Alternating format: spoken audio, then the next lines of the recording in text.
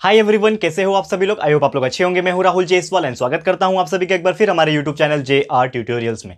Friends, आज again आपके सामने एक मोस्ट इंपॉर्टेंट फिजिक्स का लेक्चर वीडियो लेकर आ गया हूं दोस्तों, जिसमें हम पढ़ने वाले हमारे 11th स्टैंडर्ड के लिए फिजिक्स सब्जेक्ट का जो हमारा चैप्टर चल रहा था फ्रेंड, जिसका नाम है chapter number 6 mechanical properties of solid. आज हम इस पर्टिकुलर चैप्टर का लेक्चर नंबर 4 आपके लिए लेकर आ गए हैं, जो कि अगेन एक बहुत ज्यादा इंपॉर्टेंट लेक्चर वीडियो होने वाला है। तो दोस्तों, प्रीवियस जो लेक्चर था यानी कि लेक्चर नंबर 3 था, इसमें हमने देखा था हुक्स लॉ क्या होता है, that is stress is directly proportional to strain within elastic limit. ये हमने आपको कल डिस्कस किया था। इलास्टिक मॉड्यूलस क्या होता है, साथ ही में आपको फर्स्ट जो हमारा मॉड्यूलस ऑफ इलास्टिसिटी था, उसका फर्स्ट मॉड्यूलस जिसका नाम था यंग्स मॉड्यूलस, वो हमने आपको कल बताया था दोस्तों। तो उम्मीद करता हूं कि आपने वो वीडियो जरूर से देखा होगा, बहुत इंपॉर्टेंट वीडियो था। तो उसी को आगे बढ़ाते हुए दोस्तों, हम लोग आज करने वाले हमारा लेक्चर नंबर 4, और इसमें हम बात करने वाले कुछ और मॉड्यूलस ऑफ इलास्टिसिटी के बारे में, और जिसमें से सबसे पहला हमें पढ़ना है यंग्स मॉड्यूलस। हमने देख लिया था, वो पहला था। आज हमें सेकंड पढ़ना है, जिसका नाम है दोस्तों बल्क मॉड्यूलस। ठीक है, तो सेकंड टाइप ऑफ जो मॉड्यूलस ऑफ इलास्टिसिटी होता है, जो हमें आज के दिन पहला पढ़ना है, वो है बल्क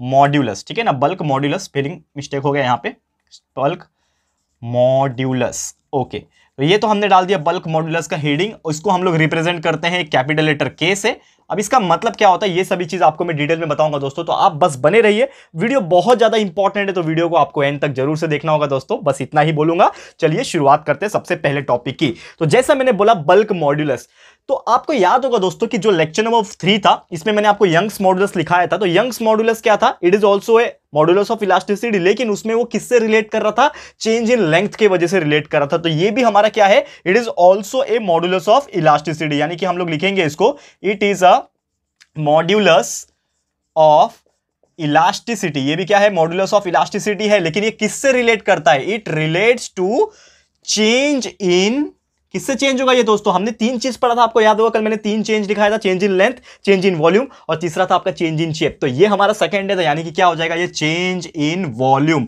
यानी कि अगर कोई भी मेरा मॉड्यूलस ऑफ इलास्टिसिटी रिलेट करता है चेंज इन वॉल्यूम से, तो वो टाइप का जो मॉड्यूलस बनेगा, वो टाइप के मॉड्यूलस ऑफ इलास्टिसिटी को हम लोग बोलेंगे bulk modulus, and it is represented by the letter K letter से हम लोग उसको क्या करते हैं, रिप्रेजेंट करते हैं। और ये किस में एक्ट करता है, it is a property of तीनों केस, मतलब जो भी स्टेट ऑफ मैटर होता है हमारा, सॉलिड हो गया, चाहे लिक्विड की बात कर लूं, सॉलिड, लिक्विड और गैसेस, ये तीनों के तीनों ही हमारे जो गैसेस जो होते हैं, यानी कि स्टेट ऑफ मैटर जो होता है, सॉलिड, लिक्विड, गैस, ये तीनों के लिए एलिजिबल है। यानी कि जो बल्क मॉड्यूलस होता है वो तीनों के लिए प्रॉपर्टी माना जाता है। हम लोग तीनों के केस में इसको यूज कर सकते हैं। अब मैं बात करूंगा बल्क मॉड्यूलस के फॉर्मूले की, क्योंकि देखो फॉर्मूला मैं आपको बताऊंगा बल्क मॉड्यूलस का, ये फॉर्मूले के हेल्प से हम लोग आपको एक न्यूमेरिकल भी सॉल्व कराऊंगा बल्क मॉड्यूलस का। सेम इसके बाद का जो टॉपिक है मॉड्यूलस ऑफ रिजिडिटी, वो भी आपको बताऊंगा, तो बस बने रहिएगा हमारे साथ। ठीक है, तो बल्क मॉड्यूलस का जो फॉर्मूला होता है वो होता है, जैसे कि मैंने आपको लिखा कि ये चेंज इन वॉल्यूम से रिलेट करता है, यानी कि वॉल्यूम यहां पे बहुत ज्यादा इंपॉर्टेंट फैक्टर है। तो बल्क मॉड्यूलस क्या होता है, मॉड्यूलस इज नथिंग बट, हमने देखा था कल के दिन, मॉड्यूलस क्या होता है, स्ट्रेस अपॉन स्ट्रेन। तो ये वॉल्यूम से रिलेट कर रहा है, यानी कि ये कौन सा स्ट्रेस रहेगा, volume strain, volume stress divide by volume strain. यानी कि अगर मेरा कोई एक रेशियो है volume stress upon volumetric strain, तो वो रेशियो को हम लोग क्या बोलेंगे, बल्क मॉड्यूलस बोलेंगे। ठीक है दोस्तों, तो उम्मीद करता हूं कि बल्क मॉड्यूलस क्या होता है आपको एग्जैक्टली समझ में आ गया होगा। अब इसको मैं मान लेता हूं, चलो इक्वेशन नंबर 1। अब लेकिन वॉल्यूमेट्रिक स्ट्रेस क्या होता है, तो वॉल्यूम स्ट्रेस होता है is nothing but change in pressure. ठीक है ना, वॉल्यूम के हिसाब से स्ट्रेस कैसे चेंज होता है, चेंज इन प्रेशर। तो चेंज इन प्रेशर के लिए हम लोग लिखेंगे volume stress is equal to change of pressure, और जिसको हम लोग रिप्रेजेंट करते हैं और लिखते हैं उसको डीपी से। ठीक है, डीपी मेरा क्या है, उसका शॉर्टकट बोल सकते हो आप, एक तरीके से एब्रीविएशन है। तो वॉल्यूम स्ट्रेस के जगह पे हम लोग डीपी लिखेंगे। वही अगर मैं बात करूं, दूसरा चीज क्या है हमारा, वॉल्यूम स्ट्रेन। तो volume strain is nothing but क्या हो जाएगा, स्ट्रेन क्या होता है, that is change in length upon original length, जो कि किसमें होता है, लॉन्जिट्यूडनल स्ट्रेन में होता है। तो वॉल्यूम स्ट्रेन क्या हो जाएगा, that is change in volume upon क्या हो जाएगा, ओरिजिनल वॉल्यूम। ये हमने पढ़ा है ऑलरेडी। ठीक है ना, change in volume upon original volume क्या होता है, हमारा वॉल्यूम स्ट्रेन होता है। ऑलरेडी हमने फर्स्ट लेक्चर या सेकंड लेक्चर में डिस्कस किया था। अब इसको कैसे रिप्रेजेंट करेंगे, चेंज इन वॉल्यूम को हम लोग रिप्रेजेंट करते हैं डेल्टा वी, यानी कि डीवी से ओरिजिनल वॉल्यूम आपका हो जाएगा वी, ये हो जाएगा आपका फॉर्मूला फॉर वॉल्यूमेट्रिक स्ट्रेन। अब ये दोनों का वैल्यू यानी कि स्ट्रेस का और स्ट्रेन का उठा के हम इक्वेशन नंबर 1 में डाल देंगे। ठीक है, तो हमारा बल्क मॉड्यूलस हो जाएगा, bulk modulus is equal to क्या हो जाएगा, ये क्या है हमारा वॉल्यूमेट्रिक वॉल्यूम स्ट्रेस क्या है, स्ट्रेस ऊपर है ना, तो स्ट्रेस क्या है डीपी, तो ऊपर डीपी आ जाएगा, नीचे हो जाएगा डीवी अपॉन वी। अब इसको कैसे लिखेंगे, बल्क मॉडुलस को हम लोग लिखते हैं के से लिखते हैं ना, हमें को पता है के का फॉर्मूला है, तो के इज इक्वल टू क्या हो जाएगा डीपी, और ये वी ऊपर चले जाएगा, यानी DP multiply by V upon DV अकेला हो जाएगा, और लास्ट में फाइनली मैं कैसे लिखूंगा, that is K is equal to V आगे ले लूंगा, कैपिटल वी आगे ले लिया, V D P upon DV, V D P upon DV, ये क्या बन जाएगा दोस्तों, मेरा फॉर्मूला बन जाएगा for calculating the bulk modulus of any material. ठीक है, कोई भी मटेरियल का अगर मुझे बल्क मॉडुलस निकालना है, चाहे वो सॉलिड का हो, लिक्विड का हो, गैस का हो, तो हमें एक फॉर्मूला याद रखना है, bulk modulus is equal to V, हमारा वॉल्यूम रहता है ओरिजिनल वॉल्यूम, उसको डीपी बाय डीवी कर दूंगा, यानी कि change in pressure upon change in volume अगर कर दूंगा तो हमारा आंसर आ जाएगा बल्क मॉडुलस का। अभी एक एग्जांपल सॉल्व कराऊंगा, लेकिन इसके पहले आपको यूनिट जानना भी जरूरी है। तो इसका SI जो यूनिट होता है, यानी कि बल्क मॉडुलस की अगर मैं बात करूं दोस्तों, तो इसका जो SI यूनिट होता है वो आपको याद रखना है हमेशा, जो कि होता है न्यूटन पर मीटर स्क्वायर। ठीक है, याद रहेगा, ये फिल इन द ब्लैंक्स वगैरह में भी पूछता है कभी कभार, और जब भी आप न्यूमेरिकल सॉल्व करोगे तो आपको ये चीज समझ में आएगा। तो ये था दोस्तों बल्क मॉडुलस क्या होता है, डेफिनेशन हमने लिखा लिया, कहां पे यूज होता है, प्रॉपर्टी किसमें, सॉलिड लिक्विड गैस, फॉर्मूला क्या होता है, कैसे हम लोग फॉर्मूला बना सकते हैं, निकाल सकते हैं फॉर्मूला हमने देख लिया, एंड कैसे हम लोग उसका यूनिट बता सकते हैं ये भी हमने देख लिया। अब इसी के ऊपर एक छोटा सा न्यूमेरिकल है, वो मैं आपको कराऊंगा, लेकिन उसके पहले एक छोटा सा टॉपिक और है जो कि बल्क मॉडुलस के ऊपर डिपेंडेंट है, वो भी मैं आपको करा देता हूं दोस्तों, जिसका नाम है कंप्रेसिबिलिटी। तो ये तो बल्क मॉडुलस पढ़ लिया, अब सेम इसी के ऊपर एक छोटा सा टॉपिक जो कि इसके डिपेंडेंट है, इसी के ऊपर डिपेंड है, क्योंकि दोस्तों उसी का जुड़ा हुआ पार्ट है वो, तो उसका नाम है दोस्तों कंप्रेसिबिलिटी। तो ये कंप्रेसिबिलिटी एग्जैक्टली क्या होता है ये मैं आपको बताऊंगा, ठीक है ना, तो ध्यान से देखिएगा कंप्रेसिबिलिटी का मतलब क्या होता है। ठीक है, ये मैं हो गया बोर्ड रफ। ठीक है, अब मैं बात करूंगा कंप्रेसिबिलिटी के बारे में। तो सबसे पहले मैं हेडिंग डाल देता हूं, क्या है हमारा टॉपिक, कंप्रेसिबिलिटी। ठीक है ना, कंप्रेसिबिलिटी। ओके, अब ये कंप्रेसिबिलिटी का मतलब क्या होता है, इसको कैसे हम लोग बोलेंगे, तो इसका डेफिनेशन ये होता है दोस्तों, it is a reciprocal of bulk modulus. Compressibility को अगर मैं लिखूंगा तो क्या लिखूंगा, कंप्रेसिबिलिटी क्या लिखूंगा, it is a reciprocal of bulk modulus. तो ये रेसिप्रोकल का मतलब होता क्या है दोस्तों, सबसे पहली बात ये हमें समझने की जरूरत है। ठीक है, रेसिप्रोकल का मतलब होता है 1/, करना, यानी कि उल्टा करना, 1 अपॉन समथिंग कर दो तो वो हो जाएगा उसका रेसिप्रोकल। यानी कि अगर मैं कंप्रेसिबिलिटी का फॉर्मूला लिखूं, ठीक है ना, compressibility is equal to, definition तो आपने समझ लिया क्या था, it is a reciprocal of bulk modulus, तो compressibility will be equal to क्या हो जाएगा, 1 अपॉन बल्क मॉडुलस, यानी कि बल्क मॉडुलस का जो भी आपको वैल्यू मिलेगा, बल्क मॉडुलस का जो भी आपको वैल्यू मिलेगा उसको बस 1 से डिवाइड कर देना, तो आपको मिल जाएगा आपका कंप्रेसिबिलिटी का वैल्यू। लेट्स सपोज मैंने मानता हूं कि C जो है मेरा कंप्रेसिबिलिटी है, C का मतलब हो गया कंप्रेसिबिलिटी, मैंने ऐसा मान लिया कि C मेरा क्या है, कंप्रेसिबिलिटी है, तो C इज इक्वल टू क्या हो जाएगा, 1 अपॉन K, क्योंकि K क्या है मेरा बल्क मॉडुलस, तो C is equal to 1/K is the formula for calculating the compressibility of any material, जब भी हम लोग उसको कैलकुलेट करेंगे। क्लियर है दोस्तों, तो उम्मीद करता हूं कि ये चीज आपको समझ में आ गया होगा। अब चलते हैं एक छोटा सा एग्जांपल जो कि किसके ऊपर डिपेंडेंट है, बल्क मॉडुलस के ऊपर डिपेंडेंट है, कैसे निकालेंगे ये सभी चीज हम लोग देख लेते हैं फटाफट से, फिर हम लोग आगे का पार्ट जो है हमारा, जो कि है थर्ड मॉडुलस, जिसका नाम है मॉडुलस ऑफ रिजिडिटी, उसके ऊपर जाएंगे। ठीक है, लेकिन सबसे पहले ये जो बल्क मॉडुलस का पार्ट चल रहा है, इसका एक छोटा सा न्यूमेरिकल मैं आपको कराना चाहता हूं, ताकि आपको न्यूमेरिकल्स भी करने आ जाए, क्योंकि एग्जाम में कभी कभार न्यूमेरिकल्स भी पूछ लेते हैं कोई भी पर्टिकुलर टॉपिक के ऊपर। ठीक है, तो देख लेते हैं इसको फटाफट से ध्यान से, जिसका नाम है दोस्तों न्यूमेरिकल का। न्यूमेरिकल किस प्रकार है यहां पे मैं आपको बताऊंगा। लेट्स सपोज यहां पे बोला एक मेटल क्यूब है, क्या बोला है, एक मेटल का क्यूब है। क्यूब आपको पता है क्या होता है, ठीक है ना, जैसे आपको क्यूब खेलते हो, कलर्स का वो बनाते हो ना क्यूब, ठीक है, तो एक मेटल का क्यूब है जिसमें उन्होंने बोल के रखा है कि उसका साइड जो है, यानी कि क्यूब का जो साइड है वो 1 मीटर है, क्यूब का एक साइड जो है वो 1 मीटर दिया हुआ है, और यहां पे एक फोर्स उसके ऊपर अप्लाई हो रहा है, यानी कि एक फोर्स जो है इसके ऊपर क्या हो रहा है, इज अप्लाइड टू इट, यानी कि एक फोर्स उसके ऊपर अप्लाई हो रहा है। ठीक है, ये भी लिख लिया मैंने, एक force is applied to it, लेकिन वो फोर्स अप्लाई होने की वजह से इसका वॉल्यूम जो है वो क्या हो रहा है, चेंज हो रहा है, इट्स वॉल्यूम चेंजेस, यानी कि फोर्स अप्लाई करने की वजह से उसका वॉल्यूम चेंज हो गया, वॉल्यूम चेंजेस, और वो वॉल्यूम चेंज हुआ दोस्तों, कितना हो गया यहां पे चेंज होके, वो हो गया 1.5 इंटू 10⁻⁻⁵ न्यूटन मीटर स्क्वायर। ठीक है ना, इसका वॉल्यूम क्या हो गया, सॉरी ये वॉल्यूम है ना, तो सिर्फ मीटर क्यूब आएगा, ठीक है ना, मीटर क्यूब। ठीक है, तो 1.5 इंटू 10⁵ मीटर क्यूब, ये उसका वॉल्यूम जो है चेंज हुआ। यहां पे बल्क मॉडुलस जो है यहां पे आपको दिया हुआ है, तो बल्क मॉडुलस का वैल्यू जो है वो देके रखा है यहां पे, that is K is equal to, K लिख रहा हूं मैं बल्क मॉडुलस के लिए, आप लोग पूरा लिख लिएगा। तो बल्क मॉडुलस का वैल्यू जो देके रखा है वो है 6.6 into 10⁻10 Newton per metre square, ये यूनिट होता है। तो बल्क मॉडुलस का वैल्यू देके रखा है उन्होंने, और पूछा ये है हमें कैलकुलेट, क्या कैलकुलेट करने बोला है, कैलकुलेट, यहां पे ऑलरेडी लिख के रखा है उन्होंने कि calculate the change in pressure, calculate the change in pressure. अब चेंज इन प्रेशर का मतलब क्या होता है दोस्तों, आपको बताया था अभी अभी मैंने, डीपी। चेंज इन प्रेशर मतलब होता है डीपी, तो DP is equal to question mark है। तो सब चीज हमने देख लिया। क्या क्या दिया हुआ है हमें, यहां पे आपको दिया हुआ है मेटल क्यूब का साइड। तो मेटल क्यूब का साइड दिया है तो हम लोग वॉल्यूम निकाल सकते हैं। तो वॉल्यूम कितना आ जाएगा दोस्तों, साइड का क्यूब होता है ना वॉल्यूम। वॉल्यूम का मतलब क्या है, साइड क्यूब, यानी कि 1 का क्यूब। तो आपका आंसर आएगा 1 मीटर। तो आपका वॉल्यूम आपको मिल गया 1 मीटर है, यानी कि वी। वॉल्यूम का मतलब क्या है, वी। ठीक है ना, यहां पे हम लोग थोड़ा अच्छे से लिखते हैं इसको। ठीक है, V is equal to volume जो है हम लोग को मिल गया 1 मीटर का। कितना मीटर मिल गया, 1 मीटर वॉल्यूम मिल गया। चेंज इन वॉल्यूम ऑलरेडी दिया हुआ है हमें, डीवी 1.5 इंटू 10⁻⁻⁵ ये हमें दिया हुआ है। ठीक है ना, मीटर क्यूब।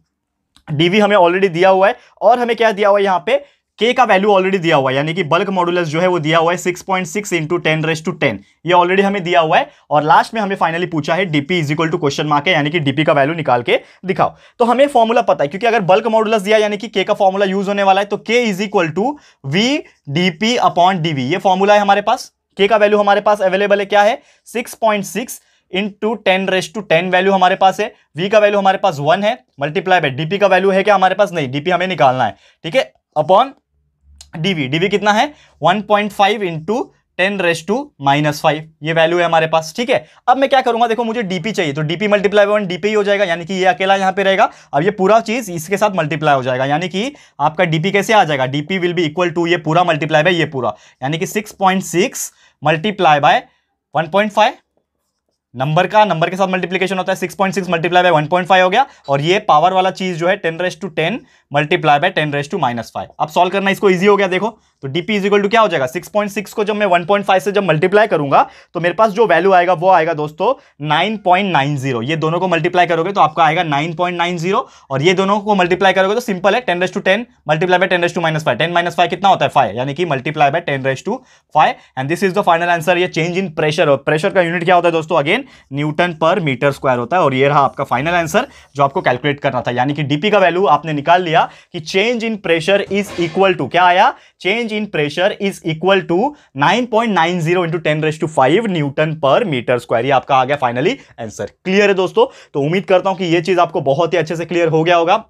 अब चलते हैं हमारे अगले टॉपिक की तरफ, जिसका नाम है दोस्तों मॉड्यूलस ऑफ रिजिडिटी। लेकिन अगेन यहां पे मैं बोल रहा हूं दोस्तों, ऐसे ही टाइप के न्यूमेरिकल्स आपको एग्जाम में पूछेगा, जिसमें या तो आपको चेंज इन प्रेशर पूछेगा, या तो चेंज इन वॉल्यूम पूछ लेगा, या फिर वॉल्यूम पूछ लेगा, या फिर डायरेक्टली बल्क मॉड्यूलस भी पूछेगा। लेकिन उस सभी के केस में आपको ये फॉर्मूला याद रखना है, क्योंकि ये फॉर्मूले में ही सबका आंसर छुपा हुआ है। अगर आपको ये फॉर्मूला पता है और जो भी वैल्यूज दिए हुए वहां पे आप डालोगे, और जो चीज अननोन है वो कैलकुलेट करोगे, तो आपको बस मल्टीप्लीकेशन करने, डिवीजन करने आना चाहिए। आप चुटकी बजाते ही इसको कैलकुलेट कर सकते हो, जिस प्रकार हमने किया। चेंज इन प्रेशर आपने निकाल लिया 9.90 into 10⁻5 newton per metre square. Clear है दोस्तों, तो आगे बढ़ते हैं हमारे अगले टॉपिक की तरफ, जिसका नाम अभी अभी मैंने बोला मॉड्यूलस ऑफ रिजिडिटी। तो जो हमारा थर्ड मॉड्यूलस ऑफ इलास्टिसिटी है उसको भी डिस्कस कर लेते हैं, एंड छोटा सा न्यूमेरिकल उसके ऊपर भी सॉल्व करा दूंगा, फिर हम लोग आज का लेक्चर स्टॉप करेंगे। ठीक है दोस्तों, तो चलिए इसको सबसे पहले मैं रफ कर लेता हूं, ताकि मैं आगे का पार्ट आपको मैं करा सकूं। ठीक है दोस्तों, तो बस बने रहिए हमारे साथ, वीडियो काफी अच्छा है दोस्तों। एंड अगर आपको वीडियो थोड़ा भी पसंद आ रहा है दोस्तों, तो वीडियो को लाइक करते चलिएगा, क्योंकि लाइक करते हो तो थोड़ा मोटिवेशन हमें मिल जाता है दोस्तों। तो प्लीज थोड़ा सा सपोर्ट कीजिए, वीडियो को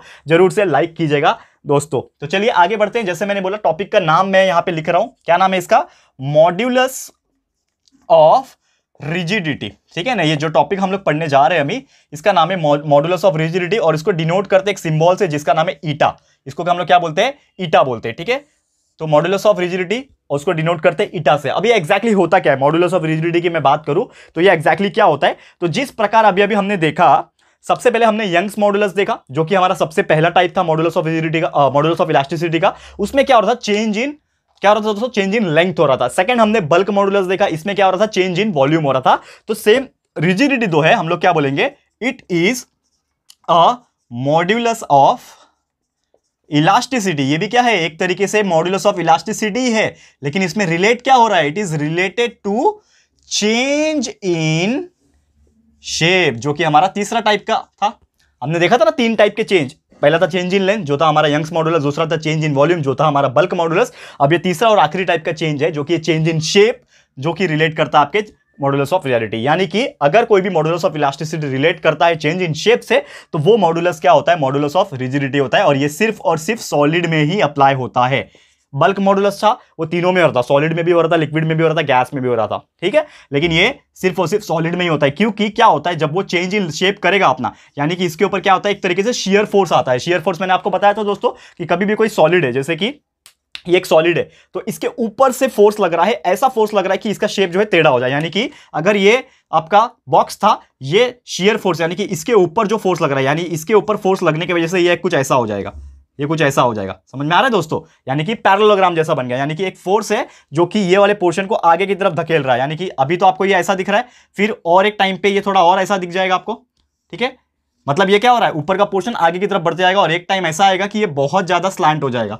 ठीक है ना, बहुत ज्यादा स्लांट हो जाएगा। समझ में आ रहा है दोस्तों? ये बहुत ज्यादा स्लांट हो जाएगा, यानी कि इसके ऊपर क्या लग रहा है, एक तरीके से शियर फोर्स लग रहा है। तो वो शियर फोर्स कैसे लग रहा है, वो फॉर्मूला क्या आएगा वो मैं आपको बताऊंगा, बस आपको चिंता नहीं करना है। लेकिन इतना याद रखना है कि वो चेंज इन शेप कैसे हो रहा था, क्योंकि उसके ऊपर क्या लग रहा है, एक शियर फोर्स लग रहा है। यानी कि अगर मैं ये बोर्ड के ऊपर एक ऐसा फोर्स लगाऊं तो ऊपर का परत जो है सरक के उधर चला जाएगा, मतलब सरक जाएगा और एक एंगल बन जाएगा। करेक्ट है, जैसे हमने पैरेललोग्राम का भी एग्जांपल बताया। तो वो एंगल कैसे बनता है, क्या बनता है, ये ठीक है, लेकिन वो फॉर्मूले में कैसे यूज होगा, ये सभी चीज मैं आपको बताऊंगा। तो आपको बस बने रहना है हमारे साथ। तो जैसे मैंने बोला कि सिर्फ और सिर्फ किसमें होता है, सॉलिड में होता है।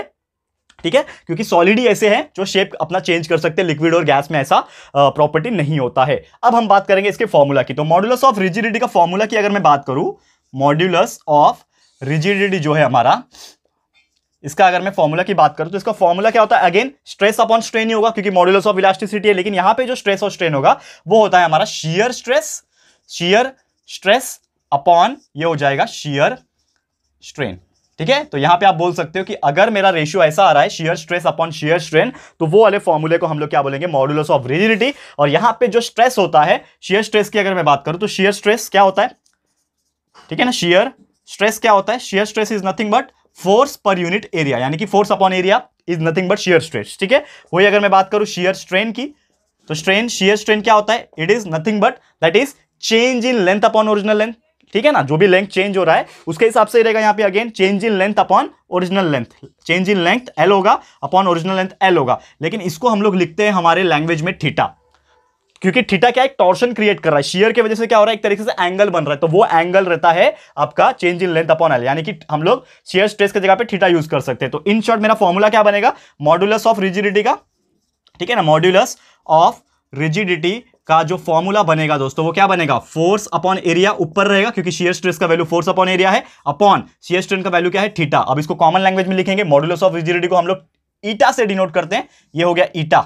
ठीक है ना, ये ईटा है, ये थीटा है, कंफ्यूज नहीं होना है दोस्तों। तो ये ईटा है, तो ईटा यानी कि rigidity, modulus of rigidity is equal to force ऊपर हो जाएगा, ए नीचे आएगा थीटा के साथ, यानी कि force multiply by divide by A into theta, A multiply by theta. तो eta is equal to force upon A into theta is the formula for calculating the modulus of rigidity. Clear दोस्तों? तो उम्मीद करता हूं कि ये particular example, I mean two से एक पर्टिकुलर फॉर्मूला भी आपको क्लियर हो गया होगा। तो यही था हमारा मॉड्यूलस ऑफ रिजिडिटी, क्या होता है, किसमें होता है, क्या फॉर्मूला होता है और कैसे हम लोग डिराइव कर सकते हैं, ये सभी चीज हमने डिस्कस कर लिया। अब एक छोटा सा numerical again modulus of rigidity के ऊपर है, तो इसको भी करा देता हूं, फिर हम लोग आज का लेक्चर को स्टॉप करेंगे। ठीक है दोस्तों, तो चलते हैं हमारे सीधा सीधा एग्जांपल्स की तरफ कि किस प्रकार हम लोग मॉड्यूलस ऑफ रिजिडिटी को भी सॉल्व करके दिखा सकते हैं आपके लिए। ठीक है, तो पहले रफ कर लेता हूं, ये हमारा लास्ट है, फिर हमारा लेक्चर स्टॉप हो जाएगा दोस्तों आज के लिए। तो फटाफट से देख लो इसको भी। ठीक है, तो न्यूमेरिकल में क्या बोला है यहां पे हम लोग वो डिस्कस करेंगे। सबसे पहले क्या क्या गिवंस कंटेंट है वो डायरेक्टली लिखता हूं। तो हमें यहां पे डायरेक्टली बोला है कैलकुलेट करने के लिए मॉड्यूलस ऑफ रिजिडिटी को, यानी कि क्वेश्चन इस प्रकार है कि कैलकुलेट मॉड्यूलस ऑफ रिजिडिटी, यानी कि हम लोग को सीधा सीधा बोल गया कि यहां पे आपको कैलकुलेट करना है मॉड्यूलस ऑफ रिजिडिटी। और किसमें कैलकुलेट करना है, यहां पे अगेन किसका कैलकुलेट करना है, ऑफ अ मेटल क्यूब। किसका है, एक मेटल है, उसका क्यूब है, मेटल का क्यूब, उसका कैलकुलेट करना है, जिसका यहां पे साइड हमें देके रखा है, साइड यहां पे लिखता हूं मैं, तो साइड हमें देके रखा है जो कि है 40 सेंटीमीटर का, 40 सेंटीमीटर का उसका क्या है दोस्तों, साइड है। अगेन शियर फोर्स इसके ऊपर जो लग रहा है, क्योंकि ऑब्वियसली जब रिजिडिटी हो रहा है यानी कि रिजिड सरफेस के ऊपर एक शियर फोर्स लग रहा होगा, तो शियर फोर्स का जो वैल्यू यहां पे देके रखा है उन्होंने, वो है 2000 न्यूटन, 2000 न्यूटन का एक शियर फोर्स लग रहा है इसके ऊपर। ठीक है, और जब भी वो क्या हो रहा है, एक ऑब्जेक्ट है, समझ लो ये मेटल क्यूब है, जब इसके ऊपर शियर फोर्स लगेगा तो इसका क्या हो जाएगा, डिस्प्लेसमेंट हो जाएगा, यानी कि ये ऊपर का परत लगभग सरक के ऐसा हो जाएगा।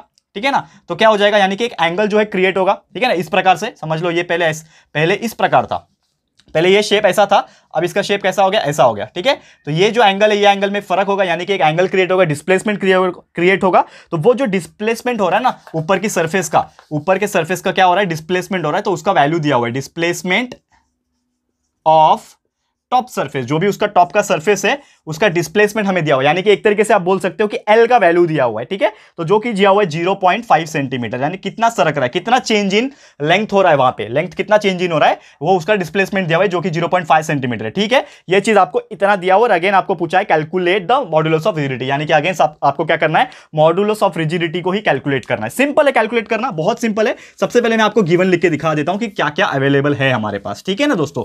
बस ओके तो ध्यान से देखिएगा, इसको सॉल्व करते हैं हम लोग, बहुत इजी होता है इसको सॉल्व करना, बस आपको गिवन पता होना चाहिए। सबसे पहले आपको क्या दिया हुआ है, साइड दिया हुआ है, तो side is equal to 40 centimetre हमें दिया हुआ है, ठीक है ना। तो यानी कि साइड क्या होगा, उसका लेंथ होगा क्यूब का, तो लेंथ दिया हुआ है एल, यानी कि 40 सेंटीमीटर। अब इसको मीटर में कन्वर्ट कर लेंगे, तो सेंटीमीटर मीटर में कन्वर्ट करने के लिए डिवाइड बाय 100 करना पड़ता है, तो 40/100 इज नथिंग बट 0.4 मीटर, यानी कि आपका लेंथ कितना दिया हुआ है, 0.4 मीटर का दिया हुआ है, ठीक है।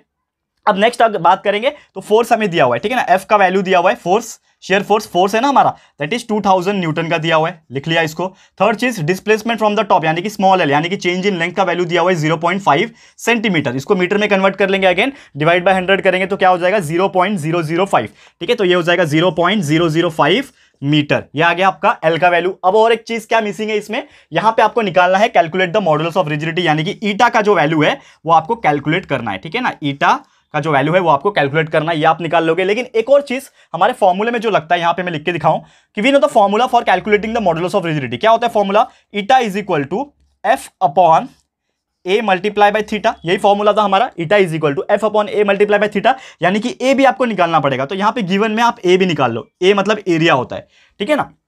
तो कैसे निकालोगे एरिया, हमें पता है दोस्तों कि एरिया इज नथिंग बट जो साइड होता है क्यूब में, कोई भी क्यूब या फिर स्क्वायर का ही रहता है ना, cube is nothing but square एक साइड से।